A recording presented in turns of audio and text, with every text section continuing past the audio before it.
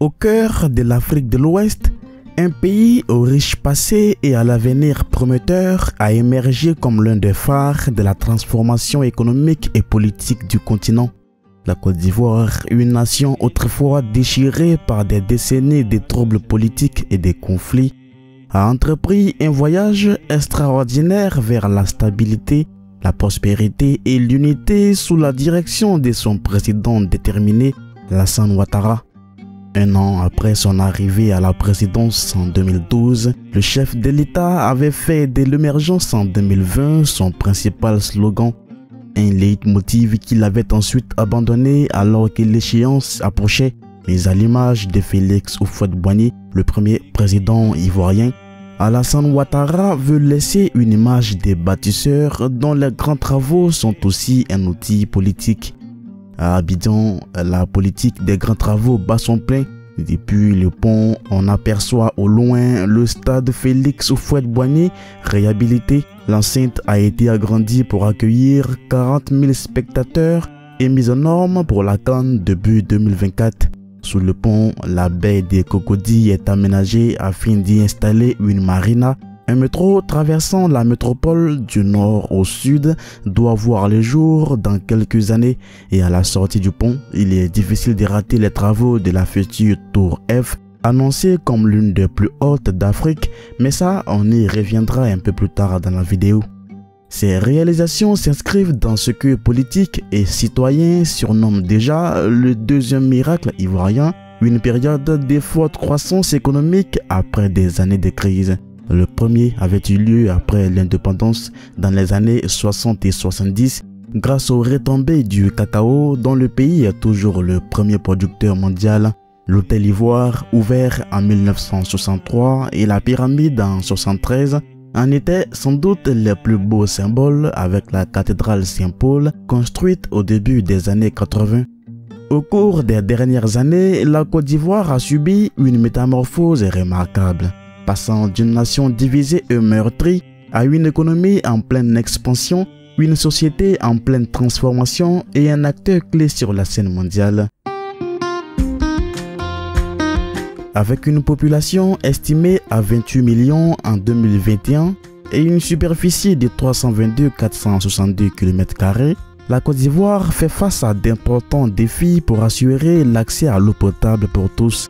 Le président Alassane Ouattara a fait de cette cause une priorité et pour y parvenir, l'Office national de l'eau potable exploite principalement des sources d'eau de surface, en particulier les projets de la rivière de la Mai et de la lagune Agien, pour renforcer l'approvisionnement en eau potable à Abidjan.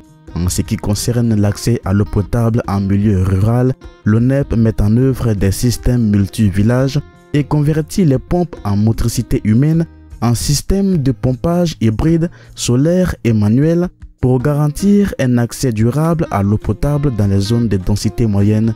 Cependant, des menaces pèsent sur la qualité des ressources en eau en raison d'activités humaines telles que l'orpaillage, les rejets industriels, l'utilisation d'intrants agricoles et le manque d'assainissement, ce qui rend encore plus crucial le besoin de sensibilisation à l'utilisation responsable de l'eau, notamment à la lumière des défis posés par le changement climatique.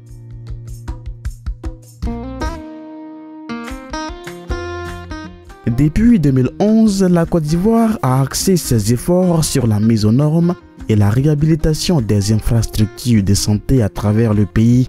Cela a inclus la construction des 10 hôpitaux généraux de 50 à 80 lits, la réhabilitation des 22 centres hospitaliers régionaux, des 78 hôpitaux généraux et de 233 centres de santé urbains et ruraux.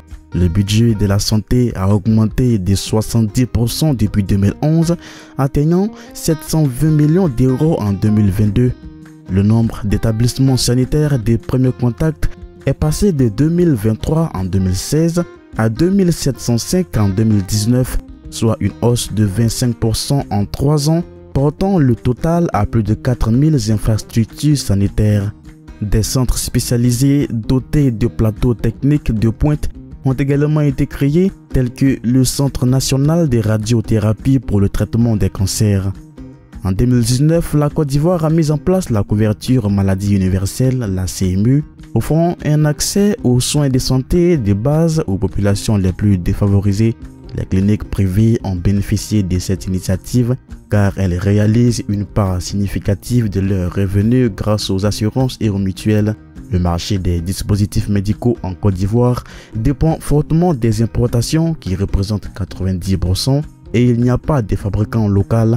Cependant, de nombreux fabricants internationaux sont présents dans le pays, soit directement ou soit par le biais des distributeurs locaux. Le plan national de développement sanitaire de 2021 à 2025 prévoit la construction et l'équipement d'un CHU, des 10 centres hospitaliers régionaux et des 10 hôpitaux généraux, ainsi que des pôles de spécialité, notamment des centres de traumatologie.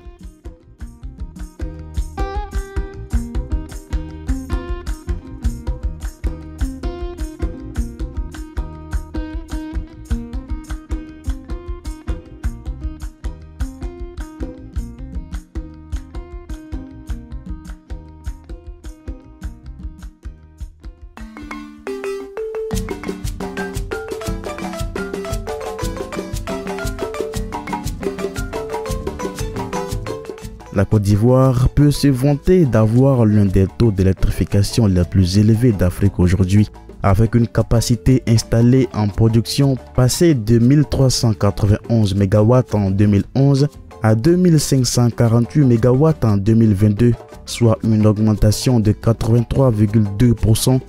En ce qui concerne le transport, le réseau de haute tension s'étend sur 7484 km, dont 3000 km ont été construits au cours de la dernière décennie.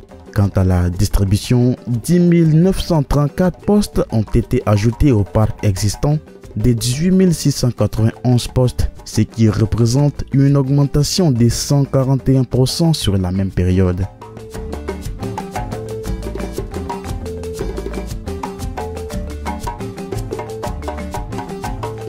La Côte d'Ivoire a enregistré une croissance économique de 6,7% en 2022, principalement grâce à son secteur agricole, dont elle est un acteur majeur. Le pays est le premier producteur mondial de fèves de cacao, représentant 40% de la demande mondiale. Il occupe également la 3e place mondiale pour la production de café, la 1re place mondiale pour la noix de cajou, la 1re place en Afrique pour la noix de cola, et la 3e place mondiale pour la production d'EVA. Le secteur de la noix de cajou a connu une croissance significative, passant de 400 000 tonnes en 2011 à 1 million de tonnes en 2022, générant un chiffre d'affaires annuel de plus de 600 milliards de francs CFA et un revenu de plus de 300 milliards de francs CFA pour les 400 000 producteurs ivoiriens. La production de café a également augmenté de 52,60% en 2022 avec un revenu brut cumulé estimé à 66,50 milliards de francs CFA pour les producteurs. Quant à la production de cacao, elle a atteint 2,4 millions de tonnes en 2022, enregistrant une hausse de 5,85% par rapport à 2021. Avec un revenu brut cumulé de 2038 milliards de francs CFA pour les producteurs. Des initiatives ont permis de valoriser 343 hectares de cultures maraîchères avec une production attendue de 5145 tonnes de légumes. De plus, des parcs à bois et des unités de transformation du manioc sont en cours de développement, contribuant à la diversification des activités agricoles. Le secteur des ressources animales et halieutiques a également bénéficié de nouvelles exploitations piscicoles, produisant 7,716 tonnes de poissons marchands. Les pisciculteurs ont été équipés de matériel d'élevage pour améliorer leur production. Ces succès sont le résultat des réformes structurelles et institutionnelles dans le secteur agricole visant à promouvoir la bonne gouvernance, à renforcer la transformation des matières premières et à augmenter le pouvoir d'achat des agriculteurs. Le gouvernement ivoirien a pour objectif d'accélérer la transformation des matières premières agricoles, de renforcer la chaîne de valeur de certains produits et de moderniser l'agriculture grâce au programme national d'investissement agricole évalué à 11 905 milliards de francs CFA sur la période 2018-2025 afin d'améliorer encore davantage les conditions de vie des agriculteurs.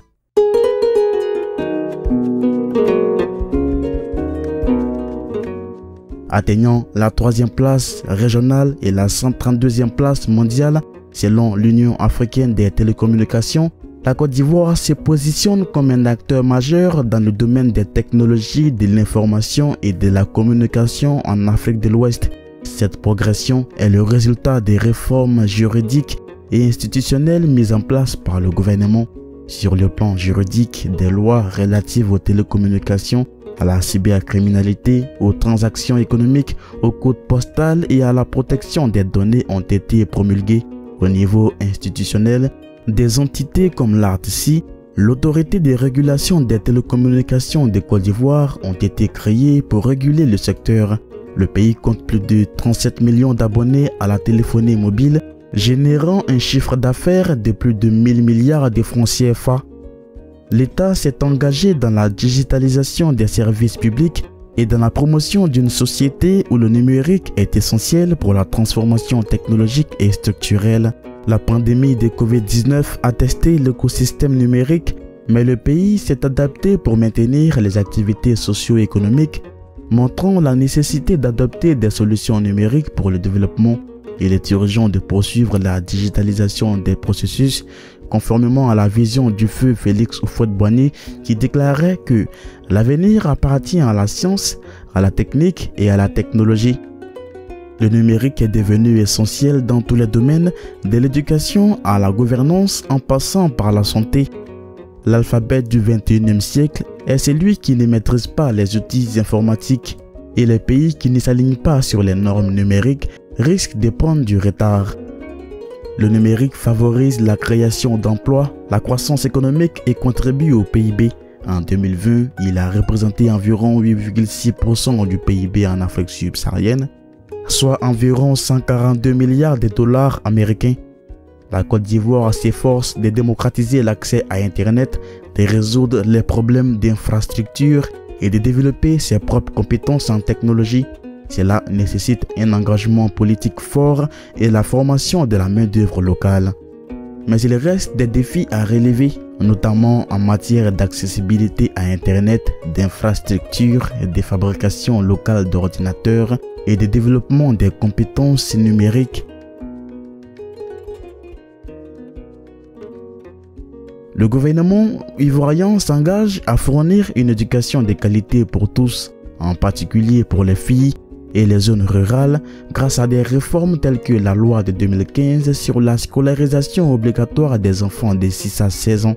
Cela a entraîné la construction de 33 698 nouvelles salles de classe de 2011 à 2019, améliorant ainsi les taux de préscolarisation et de scolarisation primaire.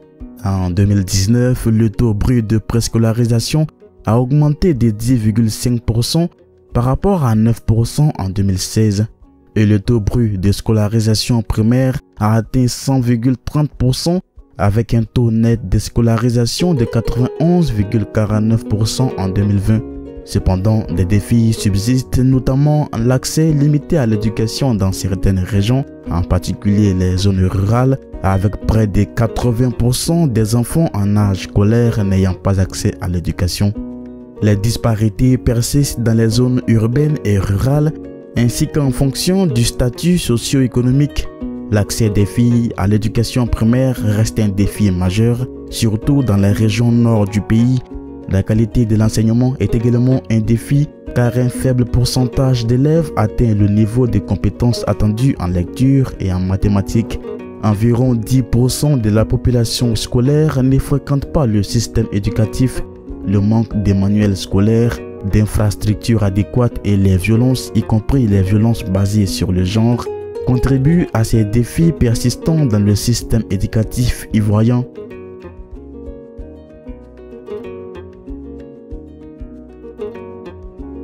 La Côte d'Ivoire compte 3 aéroports internationaux situés à Abidjan, Yamoussoukro et Bouaké et 27 aérodromes. 14 villes du pays sont dotées d'aéroports régionaux, parmi lesquels les principaux se trouvent à Daloa, Korogo, Mans, Odiéné et San Pedro. L'aéroport international d'Abidjan, selon les statistiques, joue un rôle central dans le secteur aérien ivoirien, assurant 90% et générant plus de 95% des recettes du secteur. C'est bien pour cette raison que le gouvernement veut changer son image. Le programme de modernisation de l'aéroport international Félix Houphouët-Boigny est lancé en 2019 et composé de 3 phases distinctes. Les 2 premières phases ont permis d'augmenter la capacité de l'aire de stationnement avion grâce à la création de 11 postes supplémentaires, l'élargissement des voies de circulation pour accueillir des gros porteurs comme l'A380, la construction d'un taxiway et le renforcement de l'éclairage de l'aire de stationnement des avions. De plus, un terminal d'aviation d'affaires a été construit. La 3e phase de ce projet, d'un coût prévisionnel de 330 milliards de francs CFA, vise à accroître la capacité du nouvel terminal en passagers, portant celle-ci à 5 millions par an. La surface du nouveau terminal sera étendue à 55 000 m² contre 30 000 m² précédemment. De plus, le parking pour les véhicules passera de 827 à 2400 places. Le nombre de passerelles au contact sera augmenté de 4 à 8 et le tapis à bagages du nouveau terminal sera équipé de 4 tapis contre 2 précédemment. Cette expansion de l'aéroport est essentielle pour accompagner la croissance économique de la Côte d'Ivoire et répondre à l'augmentation du flux de passagers transitant chaque année par son principal aéroport.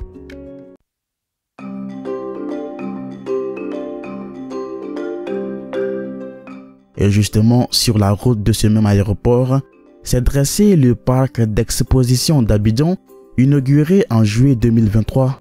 Situé au cœur de la ville, le parc des expositions d'Abidjan est un centre d'événements majeur en Afrique de l'Ouest. Il offre plus de 5000 places assises et 6000 places debout dans son bâtiment central, le Convention Center, représentant un investissement de plus de 75 milliards de francs CFA, soit 114 millions d'euros.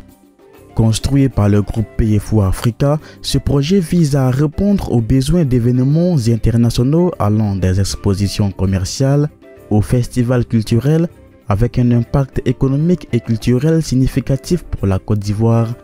Le parc des expositions d'Abidjan se distingue en tant que le plus grand parc d'exposition d'Afrique de l'Ouest et il est promis à un avenir passionnant.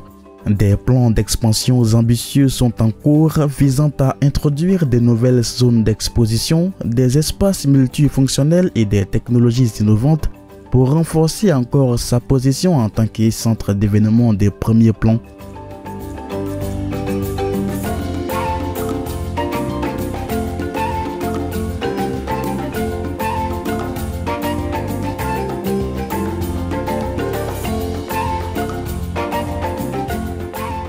Toujours à Abidjan, mais cette fois-ci dans la démesure.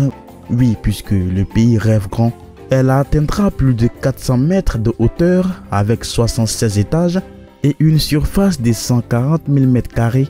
Elle sera desservie par 23 ascenseurs. Cette tour viendra compléter la cité administrative d'Abidjan et abritera de nouveaux services de l'État dispersés dans la ville. Elle comprendra un auditorium de plus de 200 places au premier étage. Inscrit dans les plans d'urbanisme depuis 1970, le projet nécessitera une mobilisation de près de 250 milliards de francs CFA.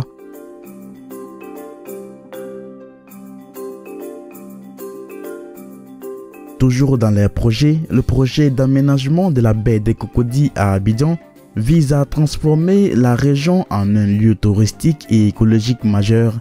Il inclut également la construction du pont des Cocody, un port de plaisance, un parc d'exposition et divers équipements sportifs, culturels, ludiques et commerciaux. Ce projet a été initié par le roi du Maroc, Mohamed VI, en hommage à son père Hassan II et est supervisé par l'entreprise publique marocaine Marchika Med. Le coût total du projet est estimé à 137 milliards de francs CFA avec une contribution majeure du Maroc. Bien que des retards aient été constatés en raison de divers facteurs, dont la pandémie de Covid-19 et la guerre russo-ukrainienne, certaines phases du projet sont déjà terminées, tandis que d'autres sont en cours d'exécution.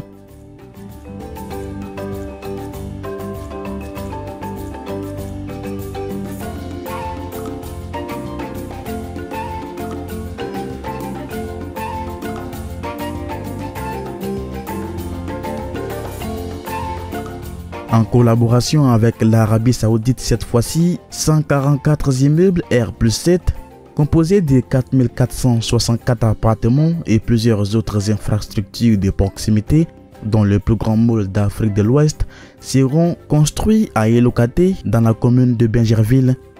La pose de la première pierre de cet important projet baptisé Riyad City, initié par le groupe Gaïa Côte d'Ivoire, a eu lieu le 28 janvier 2023. Cet important projet, pour lequel la diaspora ivoirienne a déjà fait des réservations, reste ouvert à tous les Ivoiriens soucieux d'avoir un toit.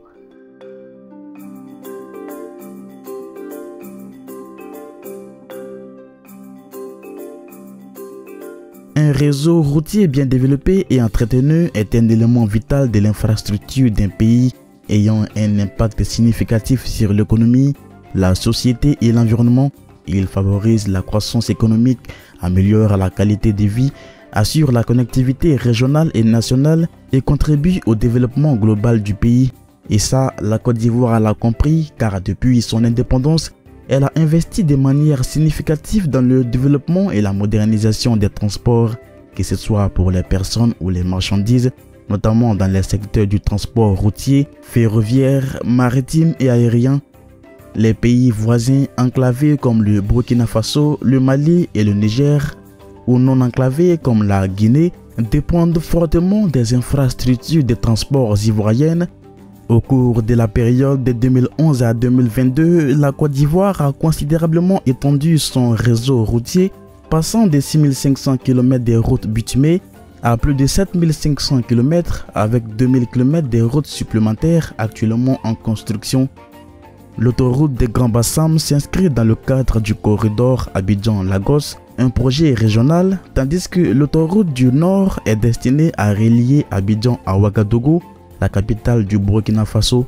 Le transport par la route en Côte d'Ivoire se fait principalement par bus, taxi et taxi-brousse, avec l'ajout de motos-taxis dans certaines villes pour faciliter les déplacements. Aujourd'hui, avec la facilité d'investir, a rejoint le transport en Côte d'Ivoire le système VTC avec certains géants comme Yango, Hitch, etc.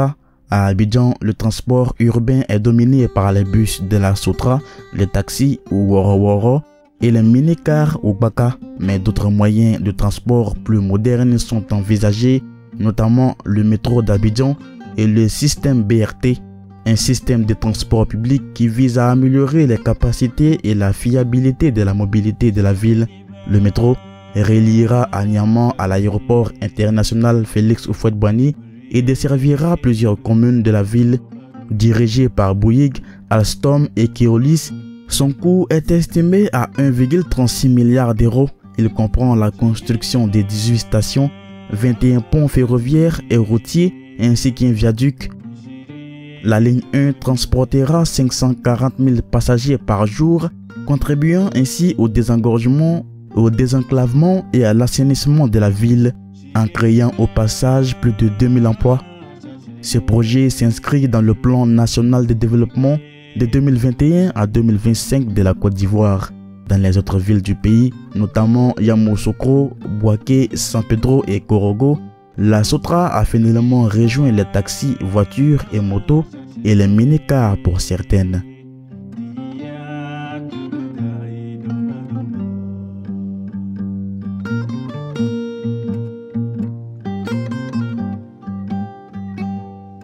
Reliant le pays au Burkina Faso et au Niger, le réseau ferroviaire s'étend sur 1260 km. Une voie ferrée de 1156 km relie Abidjan à Ouagadougou, la capitale du Burkina Faso, et a été construite pendant la période coloniale.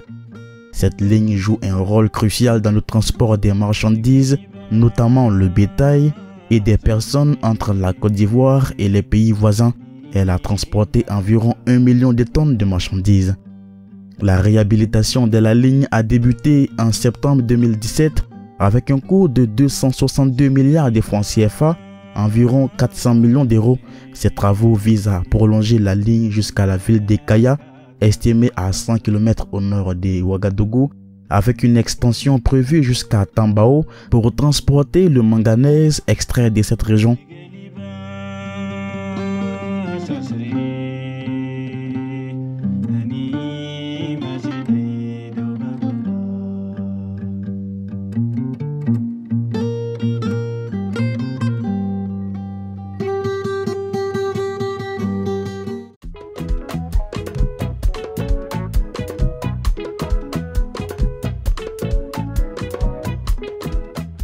La construction de deux ports en Côte d'Ivoire, le port autonome d'Abidjan et celui de San Pedro, a joué un rôle majeur dans le développement du transport maritime.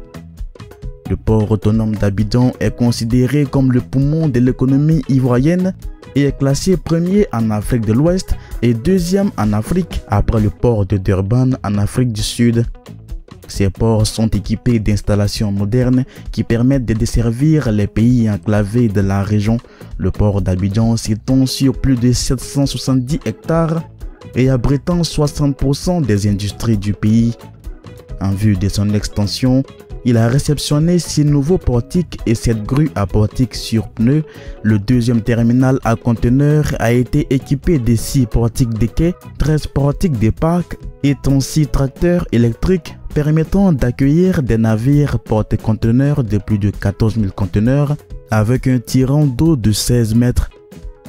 Ce projet a nécessité des investissements de 269 milliards de francs CFA pour des travaux de terrassement et la création de 37,5 hectares de terre pleins par remblai hydraulique, ainsi que 262 milliards de francs CFA pour la construction des superstructures et l'acquisitionnement d'équipements. Le port de San Pedro, quant à lui, possède 2 quais de 736 mètres de long, dont 156 mètres au quai sud, avec un entrepôt de 4000 mètres carrés à l'arrière. Une extension du port de San Pedro a été faite au nord du port actuel pour renforcer sa vocation industrielle.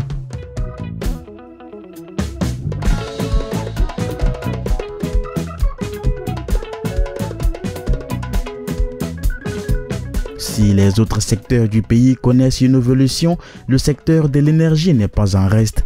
Avec une capacité opérationnelle moyenne de 87% en 2018, dépassant la demande maximale de 527 MW. Cela permet au pays d'exporter désormais de l'énergie vers les pays voisins tout en répondant à sa propre demande. Plus de 95% de la population urbaine a accès à l'électricité ainsi que 32% de la population rurale. La Côte d'Ivoire vise l'accès universel à l'énergie d'ici 2025 avec une demande prévue d'augmenter de plus de 1000 MW pour atteindre environ 2400 MW la même année. Pour répondre à cette demande croissante, le pays prévoit d'augmenter sa capacité à environ 5700 MW d'ici 2030. Malgré les défis rencontrés, la Côte d'Ivoire a développé un système énergétique unique et novateur, devenant ainsi le 3e plus grand producteur d'électricité en Afrique, avec une puissance installée d'environ 2230 MW. Le pays exporte même un excédent d'environ 10% d'électricité dans la sous-région.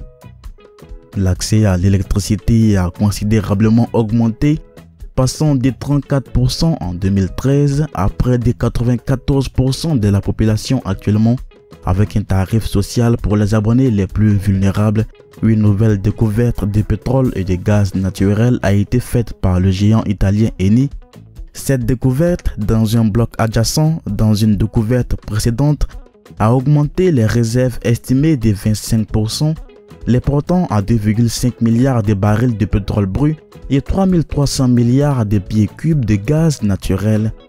La mise en production de ces gisements a été faite dès le premier semestre 2023, ce qui marque l'ambition de la Côte d'Ivoire de devenir un producteur de pétrole important.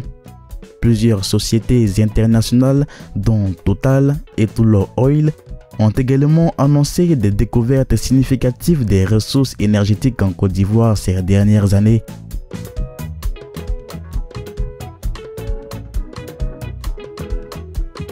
Le potentiel du tourisme en Côte d'Ivoire est indéniable et le gouvernement ivoirien a décidé de le maximiser afin de créer des emplois et de développer d'autres secteurs de l'économie tels que les infrastructures, la construction, l'artisanat, le commerce, l'art, etc. Avec un taux de croissance de plus de 7,5% en moyenne depuis 2012, le développement économique du pays attire un fort tourisme d'affaires, principalement à Abidjan, où se poursuit à bon rythme la construction de nouveaux hôtels internationaux, d'infrastructures pour salons et congrès, d'espaces de loisirs de qualité comme la baie des Cocody dont nous avons déjà parlé. Pour ne citer que ces quelques exemples, Ce n'est pas pour rien que la Côte d'Ivoire est la 3e destination touristique d'affaires en Afrique.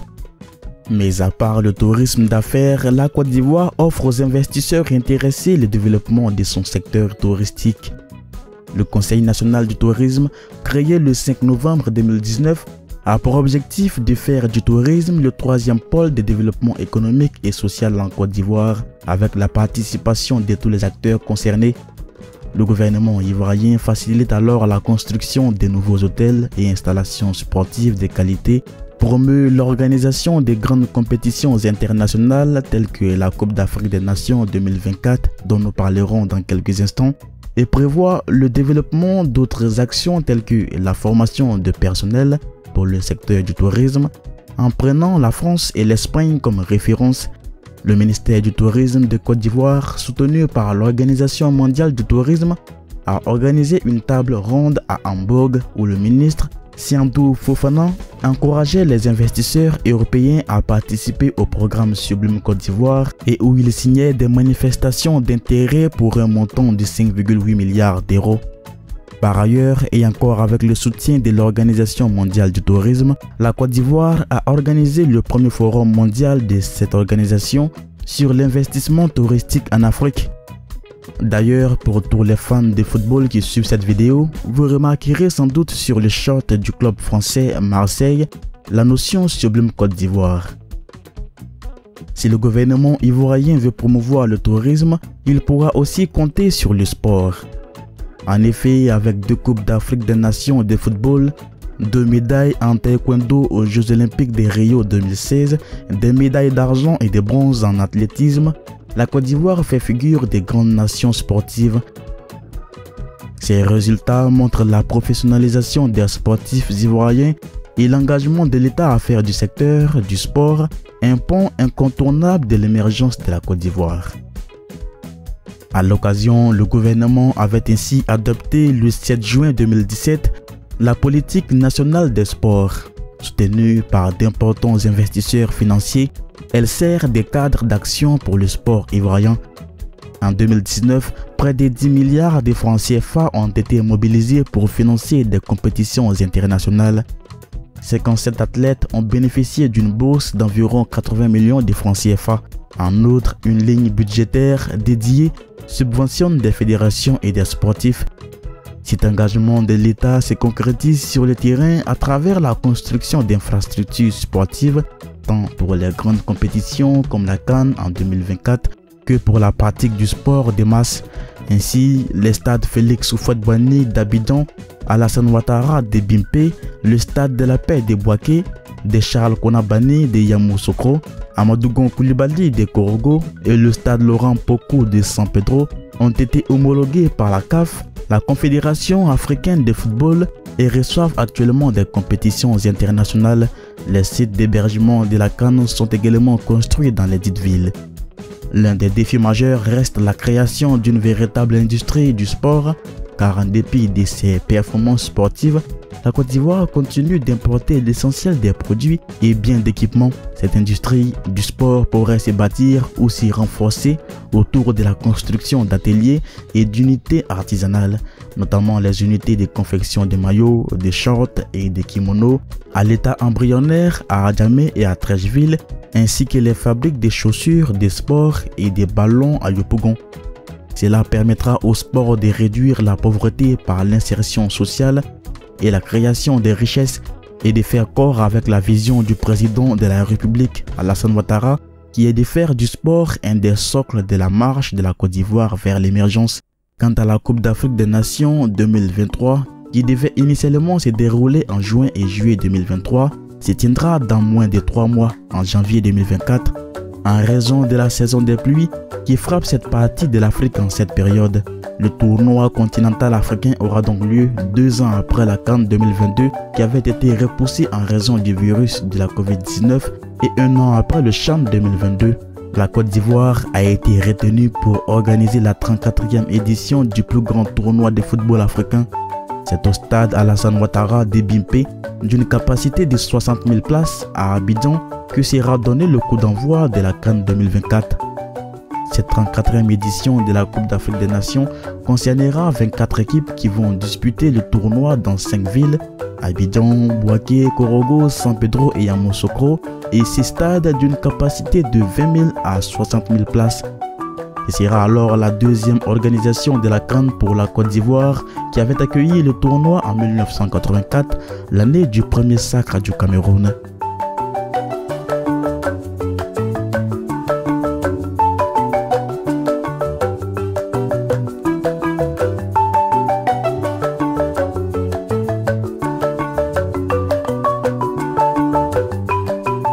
D'après la dernière enquête d'Afrobaromètre en Côte d'Ivoire, il y a eu une légère amélioration de la situation économique du pays et des conditions de vie des citoyens depuis 2019. La majorité des sondés expriment de l'optimisme concernant l'avenir de leur pays et estiment que la Côte d'Ivoire progresse dans la bonne direction. Néanmoins, il subsiste des divergences parmi les Ivoiriens lorsqu'il s'agit d'évaluer la performance du gouvernement dans la gestion de l'économie.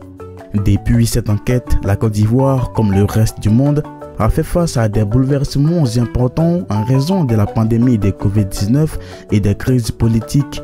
Ces événements ont entraîné une hausse significative du taux d'inflation et une diminution du pouvoir d'achat de la population. Les prix de la plupart des produits alimentaires ont augmenté. Récemment, le riz importé, le gasoil et l'essence ont subi des hausses de prix, ce qui a eu des conséquences négatives sur la population. De nombreuses personnes estiment que la population, en particulier la classe moyenne, se sent négligée dans un pays considéré comme développé dans la sous-région avec une forte réduction du pouvoir d'achat. La vie est tellement chère qu'avant ce qu'on payait, aujourd'hui dans les zones, tout augmenté. Et que quand nous-mêmes on s'en va acheter, on a marre parce que quand les clients sont face à nous, on ne sait même pas combien on va les vendre pour qu'eux-mêmes puissent acheter pour aller manger. Et puis, pour une population majoritairement très jeune, le président de la République de Côte d'Ivoire, Alassane Ouattara, a déclaré l'année 2023 comme l'année de la jeunesse. Par cette notion d'année de la jeunesse, le président veut mettre l'accent sur le sort de cette jeunesse parfois oubliée. Pour concrétiser cet engagement envers la jeunesse, le président de la République a annoncé le 25 avril 2023 la mise à la disposition quotidienne d'un financement d'1 milliard de francs CFA. Cette initiative vise à soutenir et à accompagner les jeunes dans la réalisation de leurs projets entrepreneuriaux et à faciliter leur intégration professionnelle. Le discours du président Alassane Ouattara a eu lieu au Sofitel Hôtel Ivoire devant le Parlement réuni en congrès. Même si à 3 mois de la fin de 2023, cette année dite de la jeunesse reste contestée. D'ailleurs, je pense qu'il serait intéressant d'y consacrer une vidéo. L'importance de la stabilité politique d'un pays est cruciale à de nombreux égards, car elle joue un rôle fondamental dans le bien-être de ses citoyens. Sa croissance économique, son développement social et sa réputation à l'échelle internationale. En dépit des défis, la Côte d'Ivoire aspirait à un avenir meilleur. Elle visait la stabilité politique, la croissance économique et la réconciliation nationale pour se démarquer des conflits passés. Alors que le pays avançait vers l'avenir, il était essentiel de surmonter les obstacles politiques, économiques et sociaux pour réaliser ces objectifs. La situation est depuis revenue au calme. Une série de gestes a conduit la plupart des partis d'opposition à présenter des candidats à des élections en 2021 et 2023. Le scrutin de 2021 a marqué pour la première fois depuis 10 ans la participation de la quasi-totalité des partis politiques ivoiriens. Au cours de cette même année, la Côte d'Ivoire se trouvait à un tournant politique marqué par des efforts de stabilisation et de réconciliation après des décennies de conflits et de tensions. Parmi les développements clés figuraient les élections présidentielles, l'opposition politique, la réconciliation nationale, l'économie, la sécurité et les perspectives d'avenir. Les élections présidentielles d'octobre 2020 ont suscité des débats intenses et des controverses. Le président sortant Alassane Ouattara a été réélu pour un 3e mandat et les doutes quant à la légitimité du processus électoral. Les partis d'opposition, dirigés par des figures telles que le défunt Henri Konaté Dié, Pascal Afin-Guesson, ont dénoncé le 3e mandat comme une violation de la Constitution, exacerbant les tensions politiques et sociales. La réconciliation nationale était une priorité majeure pour la Côte d'Ivoire, qui cherchait à surmonter les divisions ethniques et politiques issues des conflits post-électoraux de 2010 à 2011. Cependant, le chemin vers la réconciliation était semé d'embûches, notamment en raison de l'impunité pour les crimes commis pendant cette période. Sur le plan économique, la Côte d'Ivoire se distinguait en tant qu'économie dynamique d'Afrique de l'Ouest. Elle reposait sur des secteurs diversifiés tels que l'industrie cacaoyère, mais des défis subsistaient, notamment la répartition inégale des richesses et le chômage, alimentant ainsi les tensions sociales. La question de la sécurité était également cruciale, bien que des progrès aient été réalisés pour renforcer les forces de sécurité et lutter contre les crimes organisés. Des groupes armés et des milices locales opéraient toujours dans certaines régions, en particulier dans le nord du pays. Donc le futur du développement économique de la Côte d'Ivoire est inextricablement lié à son aspect politique, car la stabilité politique est un prérequis essentiel pour la croissance économique et le progrès social. Une gouvernance politique stable favorise l'investissement, l'innovation et la coopération internationale, ce qui peut stimuler le développement économique du pays. En outre, une gestion politique efficace peut contribuer à la réduction des inégalités, à l'amélioration des services publics et à la promotion de la cohésion sociale, tous des éléments clés du développement durable. Par conséquent, le futur de la Côte d'Ivoire dépend en grande partie de la capacité du pays à maintenir une stabilité politique et à promouvoir la bonne gouvernance.